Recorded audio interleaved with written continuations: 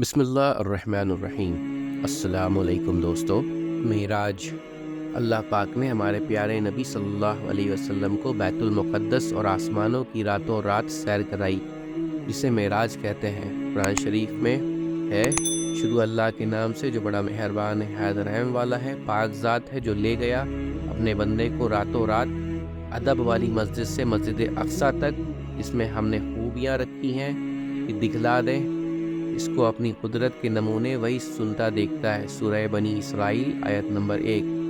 ایک رات جبکہ آپ سو رہے تھے، حضرت جبرائیل علیہ السلام تشریف لائے اور آپ کا سینہ چاک کر کے قلب کو آب زمزم سے دھویا اور اس میں ایمان اور حکمت بھر دی۔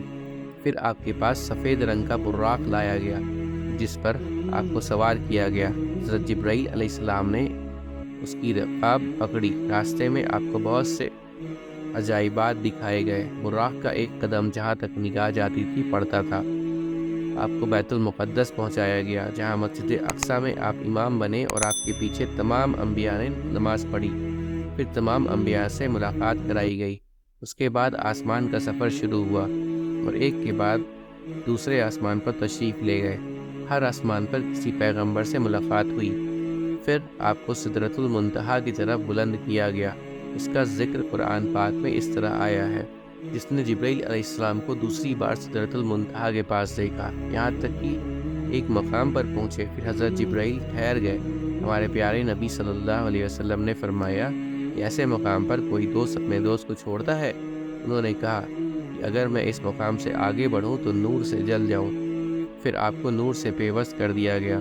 70,000 حجاب طے کرائے گئے، یہاں تک کہ تمام انسانوں اور فرشتوں کی آہٹ قطع ہو گئی، یہاں تک کہ آپ عرش عظیم تک پہنچے۔ اللہ تعالیٰ کی طرف سے ہمارے پیارے نبی صلی اللہ علیہ وسلم کو امت کے لیے تحفے دیے گئے، وہ یہ ہیں: نمبر 1، 5 نمازیں فرض کی گئیں۔ نمبر 2، سورہ بقرہ کا آخری رکوع دیا گیا۔ نمبر 3، جو شخص آپ کی امت میں اللہ تعالیٰ کے ساتھ کسی کو شریک نہ ٹھہرائے، اس کے گناہ معاف کیے گئے۔ نمبر 4، اور یہ بھی وعدہ ہوا کہ جو شخص نیکی کا ارادہ کرے اور اس کو کرنے نہ پائے تو اس کی ایک نیکی لکھی جائے گی، اور اگر اس کو کر لیا تو کم از کم 10 حصے کر کے لکھے جائیں گے، اور جو شخص بدی کا ارادہ کرے اور پھر اس کو نہ کرے تو وہ بالکل نہ لکھی جائے گی، اور اگر اس کو کر لے تو ایک ہی بدی لکھی جائے گی۔ امید کرتا ہوں دوستو کہ آپ کو آج کی ویڈیو اچھی لگی ہوگی۔ اگر آپ کو ہماری ویڈیو اچھی لگی ہے تو ویڈیو کو لائک ضرور کریں، اور مزید اس طرح کی ویڈیوز دیکھنے کے لیے ہمارے چینل سبسکرائب کر لیں اور دوستوں کے ساتھ شیئر کرنا بھی مت بھولیں۔ اللہ آپ سب کا حامی و ناصر ہو۔ انشاءاللہ ملتے ہیں اگلے ویڈیو میں۔ اجازت دیجیے، السلام علیکم، اللہ حافظ۔